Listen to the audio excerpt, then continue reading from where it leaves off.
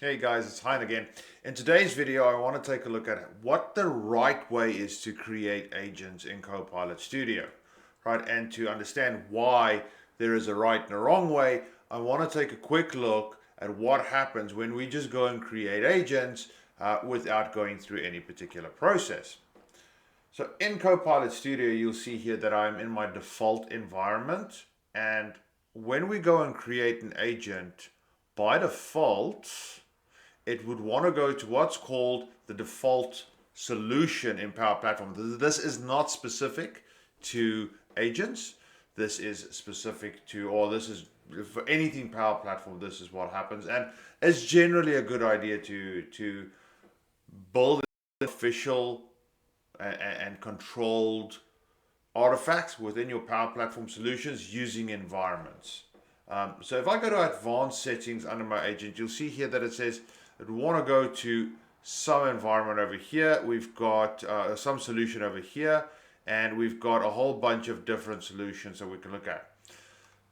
In the previous video, we also said we were going to disable the ability to publish agents in our default environment. We cannot stop users from creating items in the default environment, but we can control the publishing, which does give us a degree of governance that allows us just to control things a little bit.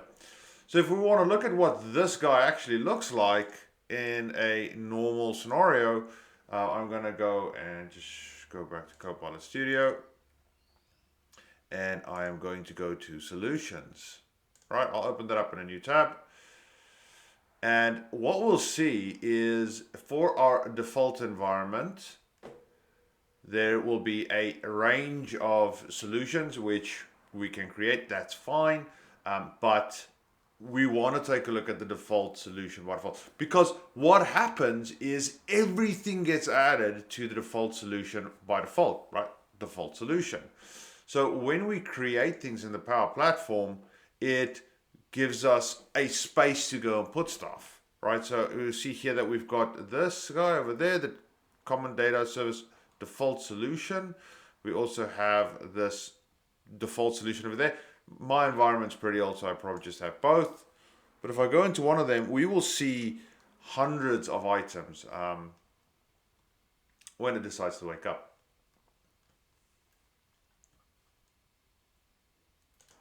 Okay, so we can see here that we've got 116 items, 115, 105 agent components.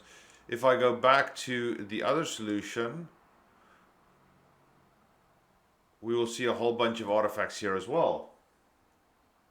Yeah, and that is a bit more than what we look like that we expected, right? 13,000 different items, 700 agent components, AI models. So basically everything that we don't go and define an explicit solution for. So the first thing we would want to do is work with our IT department or whoever's in charge of the Power Platform and create a separate environment. I've created an environment here called YouTube, and one of the big benefits from an organizational perspective is the idea that I can control who's allowed to create artifacts in this space. So when we want to think about this in a larger organization, a good example would be, all right, well, everybody, you do what you want in the default environment, go and be citizen developers and explore the Power Platform, explore agents. But when I want to bring it into something that's more controlled and supported by the organization, then we'll bring it into our own environment. One of the other big benefits about environments is that you can have deployment pipelines, which allows us to go have a very isolated space for us to go and explore and do our UAT and those kind of things, and then publish it to production, and we can control access at both levels. So that's just a bit of a high level overview. If I go to my solutions over here, then what we're going to do first is create a solution that our agent can live in. And this is good from a packaging perspective, because when we think about the role in agents, they don't just live because they live. They're part of a process, part of an application that we would want to provide to the organization. So it can just be part of the app that we built. So we can see here I've created one recruitment solution, which would be a Dataverse table, an app, some Power Automate, those kind of things that would just all go in there. And we've got the default solution and the common data service default solution. So I'm going to go and create a new solution for us. I'm going to call this YouTube demo, and the publisher would be, it's going to go a new publisher just because or use an existing one. I'm going to use ASI Solutions, the company that I work for, and I'm not going to set this as my preferred solution just quite yet, even though you can. And for now, I will just click create.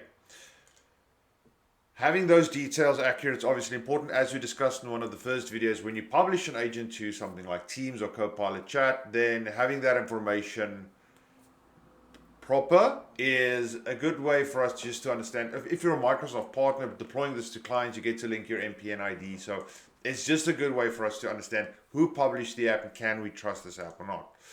We'll see here that we've got nothing in this particular solution now. So all I'm going to go is go new agent, and I'm just going to click that. It's going to open up a new tab for us. But what it does do is add it to a different solution. We'll see in the browser or the address bar, we would have had a default solution or solution ID now. So that's fine. Let's just go into our agents and click a new agent. We'll start this from scratch. And then before I do anything, I'm just going to quickly go into my advanced settings. We'll see here that I'm in the YouTube environment, and I'm going to go and pick my YouTube demo, and I'm going to click save, right? And then I can go and create my agent the way I want to. Everything gets added into the solution. In the coming videos, we're going to take a look at when we add stuff like triggers and actions that leverage the Power Platform Connector framework. How can we implement environment variables to deploy this from one environment to another, because we obviously don't want our UAT agent to be looking at our production SharePoint site that has our knowledge. So that's the kind of stuff we're going to be exploring, but I'm going to leave that one here for today. I just wanted to sort of get this one out because it is an important long-term sort of maintainability practice for us to use these environments. Until next time.